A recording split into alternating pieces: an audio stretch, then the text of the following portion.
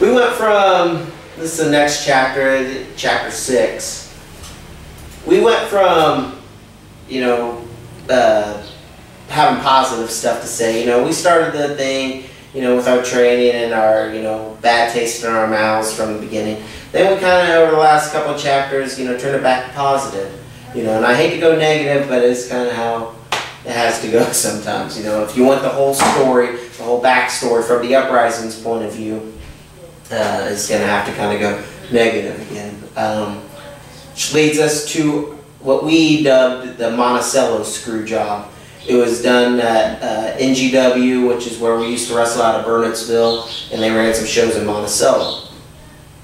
Well, it started kind of about middle of 2009. We just kind of, we weren't being fulfilled as far as what we wanted to do and all that stuff, you know. You know, with all due respect to Pafo, and you know, we have no heat with Brandon, and like I said, you know, what's done is done. It just, we didn't feel we were going in a proper, even though Hadley was champion and I was co-champion, it was just kind of born out of an idea Brandon had of being a machismo champion or something. I was like, you know what, I'm not gonna carry around a stupid little toy belt, you know, I'll do the, you know, co-champion thing, and it worked. It was fun, you know. But still, you know, we just felt like we wanted different bookings and all that stuff.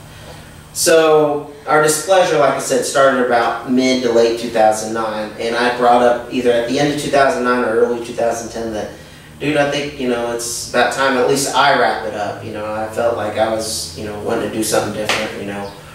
You know, obviously I didn't speak for him, but I knew he felt the same way. So that led us to late January of 2010, as we call the Montreal Screwjob. Monticello Screwjob.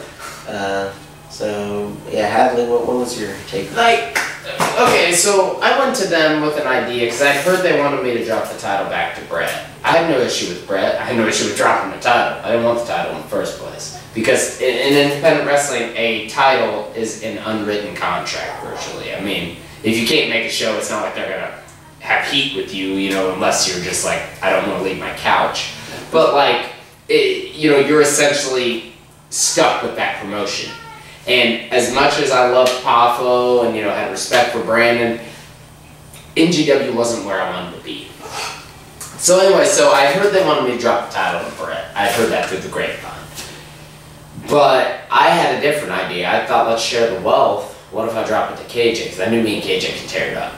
And so I had this idea, and I don't remember everything about the idea, but I remember it was like, I beat KJ in Monticello, he challenged me to a rematch, and I'd say, if you could beat Luis Rojas, you get your rematch.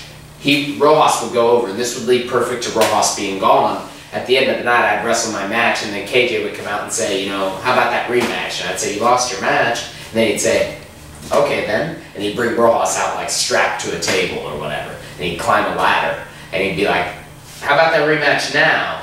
You know, and I'd think he's bluffing. He'd climb to the very top of the ladder, and then I'd say, okay. You get it. And then KJ put him through the table anyway. So it would explain him going and being gone, so he wouldn't have to come back. You know, he'd be so hurt that he wouldn't be able to return. And then KJ would get his rematch, and he'd finally get to go over. I thought, this is perfect. So we show up in January. Strike one, we show up, and I see the order of the card. They were semi-main, and he was defending my title as a co-champion. I thought this was a great idea, and I remember the month before, they had told us what we were doing. He was defending my title against Brett, and then I would defend it against KJ. And I told him, I was like, that's a really good idea. How are they going to screw it up? And lo and behold, I remember saying that, and I remember showing up and seeing exactly how it happened. The order of the card was they were semi-main, we were main. Now, anybody in their right mind knows, if you see me and Kenneth James walk around in our tights all night, and he's defending my title in the semi-main, I think we just gave away the finish. Like, it would have made more sense for them to be main in the first half. I run out, help him retain my title, and then they announce that me and KJ are the main. We go to the back, get dressed, voila. And I didn't say anything because at the time I saw that and I was going to say something, but then I get told, strike two, Hadley, you and Kenneth James it's a street fighter, and a street fight or a no DQ or, you know, whatever they called it. Some kind of match with no rules, like a fight.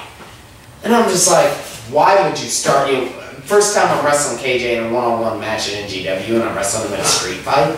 Or me and KJ both talked about it. We were just like, we're just going to wrestle a regular match, we don't care. So that was strike 2. Strike 3 was when Pavo told me that they weren't going to go with my idea. Brandon wanted to go in a different direction. I was just like, alright. And the thing that bothered me is, I'm not one of those guys who's like, oh, I've done this, this, and this, I deserve this. But at the same time, I felt when the Red Ranger gimmick, which was a stupid gimmick, by the way, when Scott Hewlett, who we'll get to later, who's just a waste of space, he didn't show up to do the gimmick, and so they just kept wanting to continue it, and guess who got picked to do it? Right here. So I've been pulling double duty, which is fine. I don't mind wrestling 2 times on a night, but I just did, the Red Ranger gimmick was stupid. But I never once said, I don't want to do that or anything. I went ahead, sucked it up, and did business. So I felt like, at the end of the day, with that, and the fact that, you know, I was turning out decent matches as the champion, I was trying to make something of the belt, that I felt like, you know what, just let me have this. Let me have it. And when I got told they were going in a different direction, I was just like, so my plan was after the show, I was going to talk to them about everything and say, look, when I drop the title, I'm done. I'm going to walk away for a while. Maybe I'll come back. Maybe I won't. Well, we go to do the match. And okay, so you wrestle Brett. Yeah. Now, it was funny because your guys' match was a regular match. Ours was a street fight. We wrestled ours like a regular match. You guys wrestled yours like a street fight. Yeah, I was going to say, because I was like, I remember I called a spot with Brett, said, hey, send me into one of their trash canisters. Yeah. And I went like face first or head first into a trash canister or something. Freaking sorry. We dented that thing.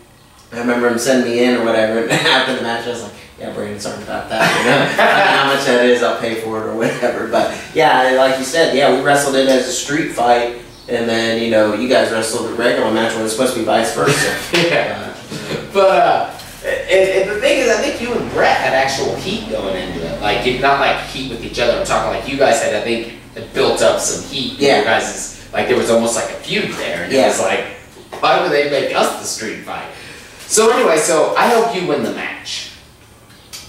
And then Brandon comes out, and I run out my tights, so could you tell that I knew that he was going to win? Brandon comes out and announces that, he's like, where's Rojas? And by this time, I mean, I'm already angry. I'm ready to kill people. And he's like, where's Rojas? I was like, he went to the back. Or no, first he announces that since I was so ready for action, I was going to wrestle Kenneth James. And he's like, where's Rojas? And he goes, he announces it's going to be a no DQ. And then he says, where's Rojas? And I was like, you already went to the back. Don't you pay attention? Like, I was angry.